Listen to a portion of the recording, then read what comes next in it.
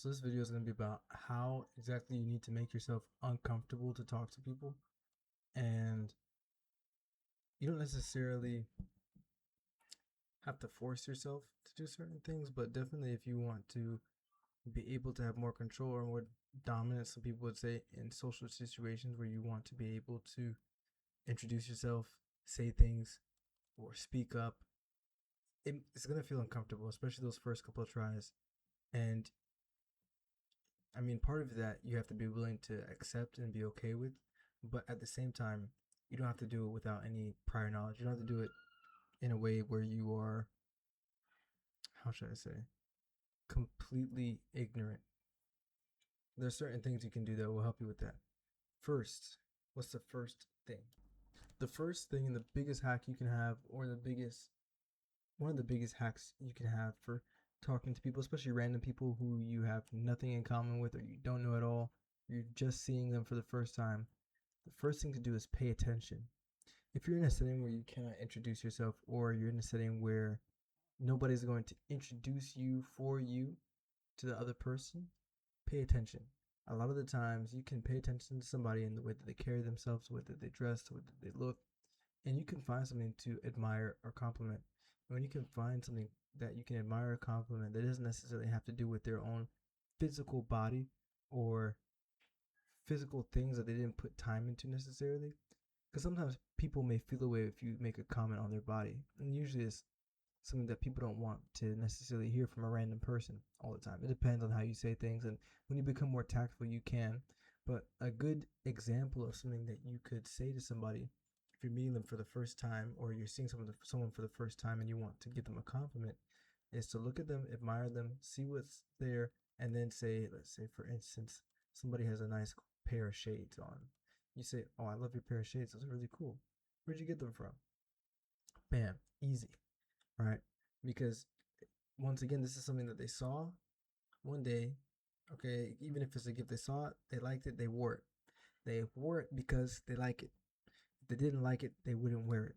So you're going to be associated with something that they like already, and you're giving them a compliment. You're giving them a feeling that is good already off the rip, and that's a good place to start, because the more you talk to people, the more you interact with people, you want to be associated with good feelings.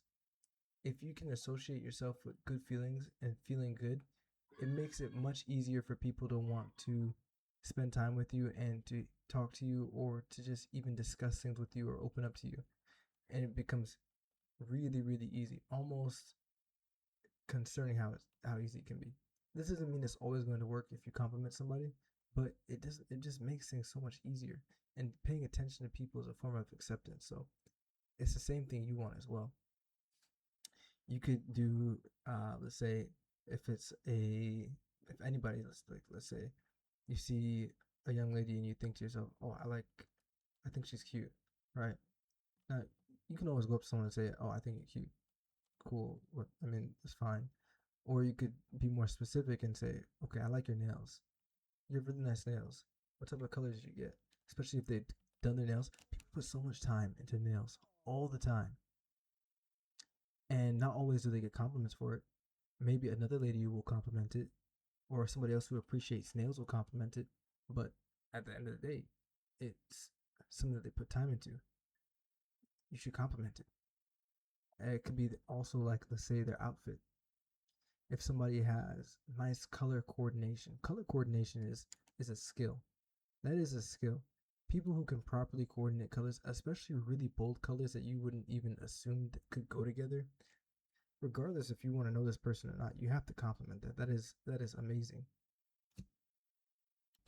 Also, regardless of if somebody is into clothing or fashion, people wear clothes every day, and just hearing that their clothes look nice, it just makes people feel happy, which is really nice. Then from there, if you want to start a conversation, continue to ask questions. I think people are afraid to ask questions sometimes because they don't want to sound like they're interrogating people, but like, just ask questions. You can ask people where they're from, blah blah blah. Those are simple questions. Those are basic questions, but ask try and get to questions about things that they enjoy, that people enjoy. Try and get there. That's always the main goal. So from starting like giving someone a compliment, from there starting a conversation off with the compliment, and then from there you want to start asking questions.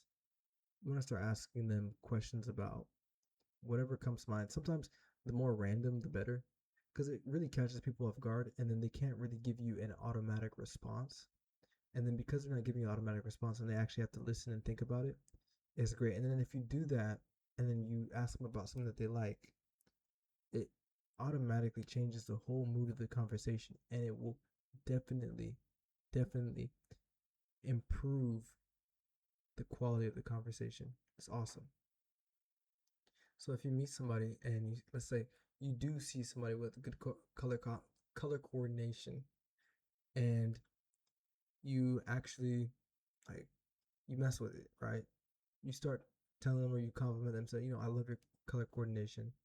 Like you go from there, like what inspired you to use these colors? Why did you use these colors? Was it hard to find colors that would go together? Or was it hard to go and get these pieces of clothes and put them together? Like what inspired you to get into fashion?